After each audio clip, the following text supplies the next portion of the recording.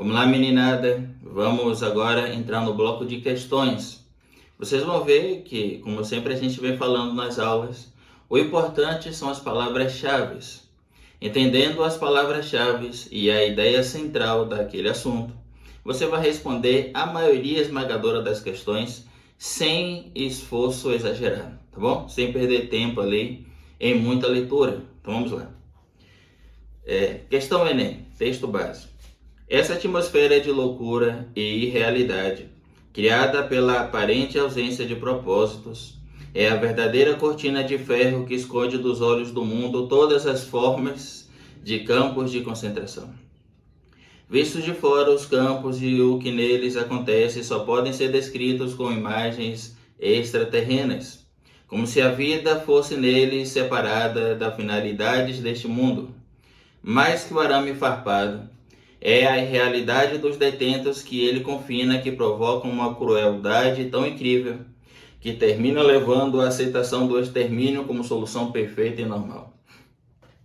Análise. Do que ela está falando aqui? Ela está falando de um mal extremo e das características psicológicas e sociais que geraram essa banalidade desse mal extremo. Né? Já estudamos isso. Então vamos lá.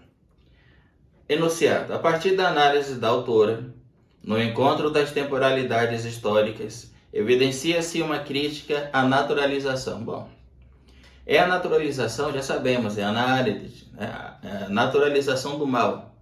Mas aqui o enunciado não colocou diretamente do mal. Colocou opções para que a gente descubra naturalização de quê? Então vamos lá. Ideário nacional. O ideário nacional não vai gerar um mal, não é um mal em si banalizado, né? Alienação ideológica, apesar de causar danos, a alienação ideológica, na verdade, a maioria das pessoas, por exemplo, no Brasil, são alienados ideologicamente e a gente não vê essas pessoas o tempo todo como um conjunto cometendo o mal, né? Cosmologia religiosa. Não, né? Religião não. Segregação humana. A segregação humana é um ato de maldade. A segregação humana é um ato de maldade. E ainda mais, a segregação humana tem a ver com o texto que o Enem colocou, já nos ajudou ainda mais. Mesmo que eles não tivessem colocado o texto, você acertaria pela aula que você recebeu. Porém, o texto fala sobre a segregação humana, né? Os campos de concentração. Então, com certeza é AD, mas vamos ver aí.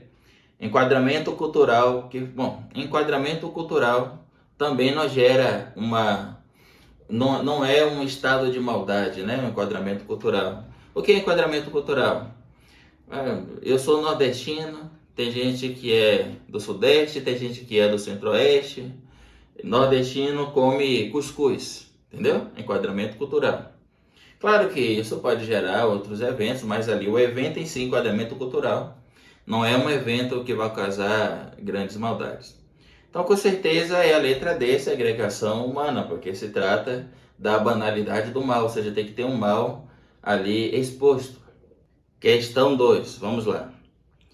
O momento histórico das disciplinas é o momento em que nasce uma arte do corpo humano, que visa não unicamente o aumento das suas habilidades, nem tampouco aprofundar sua sujeição, mas a formação de uma relação que no mesmo mecanismo o torna tanto mais obediente quanto é mais útil. E inversamente, ou seja, você é mais útil quanto for mais obediente, né? Quanto mais obediente, mais útil, quanto mais útil, mais obediente. Forma-se então uma política das coerções, que são um trabalho sobre o corpo. É o que? É Foucault, né? Pronto. Uma manipulação calculada de seus elementos, de seus gestos, de seus comportamentos. Lembra? A serpente está na terra e o programa está no ar. Lembra disso?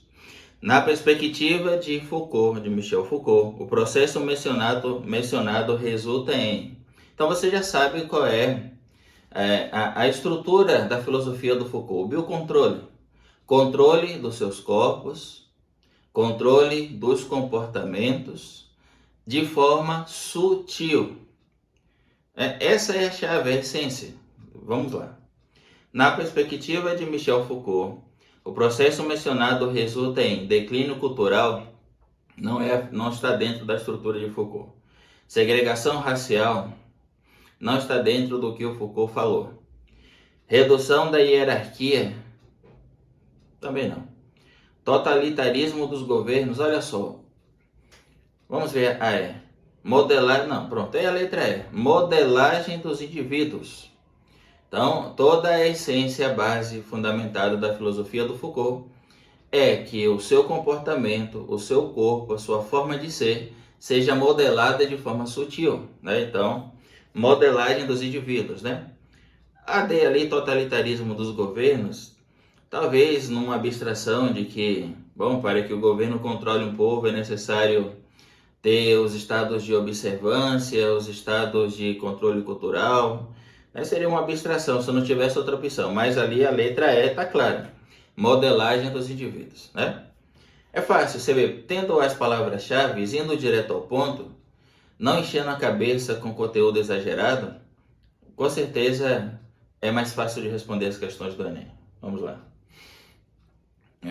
Questão Enem, esse é de quem? Do Bertrand, né? Então, o edifício é circular. Os apartamentos dos prisioneiros ocupam a circunferência. Você pode chamá-los, se quiser, de celas. O apartamento do inspetor ocupa o centro. Você pode chamá-lo, se quiser, de alojamento do inspetor. A moral reformada. A saúde preservada, a indústria revigorada, a instrução difundida, os encargos públicos aliviados, a economia assentada, como deve ser, sobre uma rocha, o nó górdio da lei sobre os pobres não cortado, mas desfeito. Tudo por uma simples ideia de arquitetura. Não, você está falando de quê? Panóptico, né? Pronto. O enunciado. Essa é a proposta de um sistema conhecido como panóptico. Um modelo que mostra o poder da disciplina nas sociedades contemporâneas, exercido preferencialmente por mecanismos. Bom, vamos lá. Qual é o mecanismo do poder? Como é que o poder se exerce na filosofia do Foucault? Você sabe essa resposta se você assistiu a aula, de maneira sutil. Então vamos lá. Alternativa. Religiosos? Não. Ideológico? Não. Talvez depois, né? Mas não agora. Repressivos? De maneira nenhuma. Sutis? Opa, mas vamos ver o restante aqui. Sutis, que adestram os corpos no espaço-tempo por meio do olhar como instrumento. Opa, falamos isso na aula. A observação constante. Lembra do exemplo que eu dei lá do restaurante? A observação, que vira um estado de vigia cultural, não de um indivíduo te observando. Um estado de vigia cultural. Essa observação vai controlando o nosso corpo e o nosso comportamento. Vê? Isso é muito interessante. Então é a D, mas vamos ver a E. Consensuais. Não, consensuais não. Então, vê, fácil, fica fácil. Parece complicado, mas com as palavras-chave não fica difícil. Tá bom? Vamos ver mais questões aqui. Eu vou colocando as questões aqui, não conto, não coloco na ordem, não sei. Questão Enem, vamos lá. Texto base. A justiça é a primeira virtude das instituições sociais. Olha aqui, já viu o autor, Rawls, né? Já sabe que ele fala que a justiça é a primeira virtude de qualquer civilização, de qualquer instituição. E a justiça é o que garante que a ação do indivíduo seja justa e equilibrada. Então, quais são as duas palavras-chave do Rawls?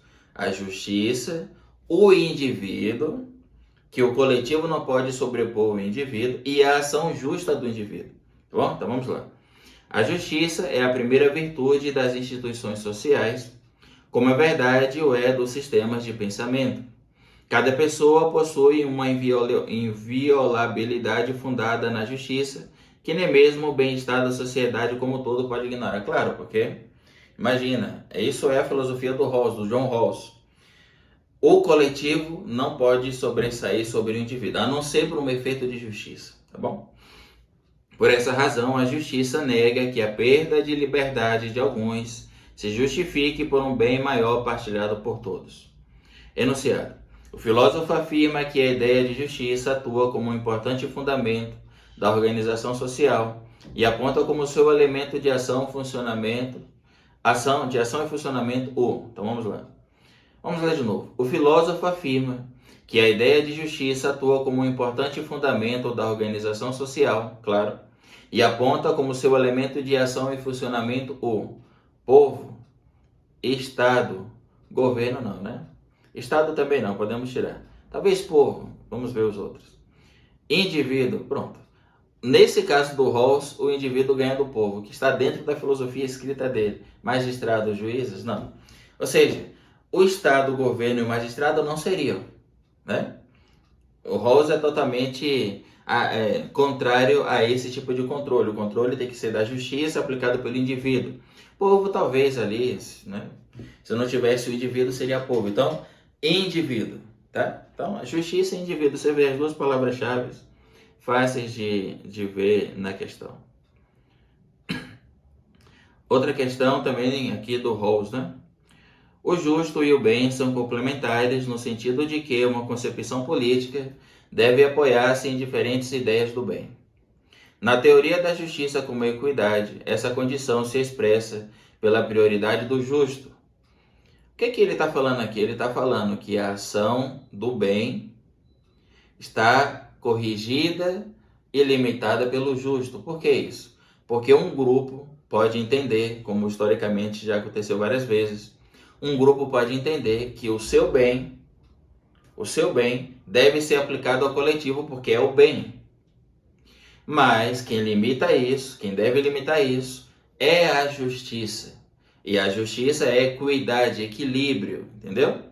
Então vejam que não é porque é bem para meu grupo, necessariamente é bem para todos, o coletivo, tá bom? Quem define isso? A justiça.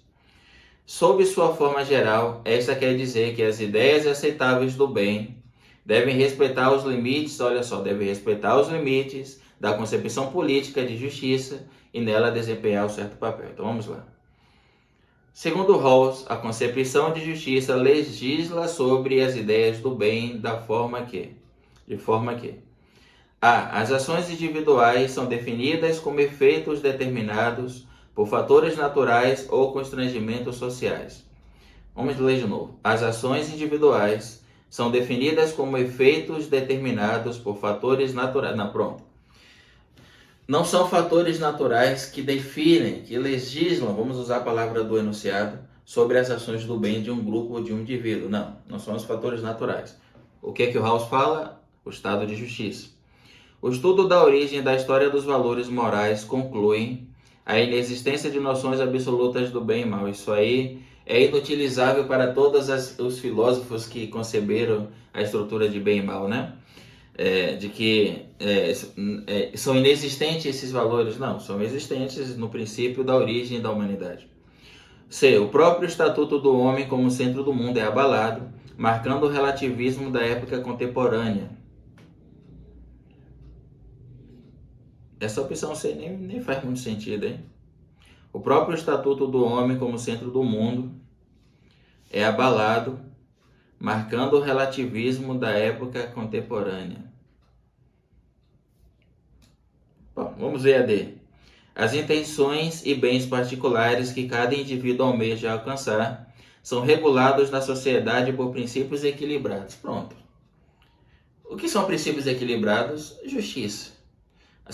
É assim que o Rawls fala. Mas vamos ver a E. O homem é compreendido como determinado e livre ao mesmo tempo, já que a liberdade se limita a um conjunto de condições objetivas. Não. O homem é compreendido como determinado e livre ao mesmo tempo, já que a liberdade se limita a um conjunto de condições objetivas. A liberdade se limita apenas pela condição de equilíbrio, de justiça, tá bom? Então, a opção D, a C, sinceramente, eu nem sei o que essa C quer dizer. O Estatuto do Homem, a gente sabe, né? Declaração dos Direitos Humanos, Declaração Universal dos Direitos Humanos. Agora, o relativismo da época contemporânea é verdade, existe. Agora, a ligação dos dois aí que eu não entendi. Bom, não posso nem dizer que está errada e que está certa por nada, porque não faz sentido. Então, vamos ver outra questão. Acabaram as questões, tá bom? Então veja, vocês viram, a questão para aquela pessoa que não estudou nada, ela é bastante complexa. E para aquela pessoa que encheu a cabeça de conteúdo, ela é bastante complexa e cheia de armadilhas. Mas se você estudou os pontos chaves, são fáceis de responder, tá bom? E aí depois você, como eu sempre falo, passou no Enem, entrou lá na sua faculdade dos sonhos, aí vai estudar, vai ler livro, vai se aprofundar. Pro vestibular não faça isso, porque você vai cair em muitas armadilhas da prova, tá bom? Tá bom, meninada? Até a próxima. Aqui a gente conclui, inclusive, esse módulo de filosofia. Vocês me verão ainda aí no módulo de sociologia e no módulo de história, tá? Um abraço.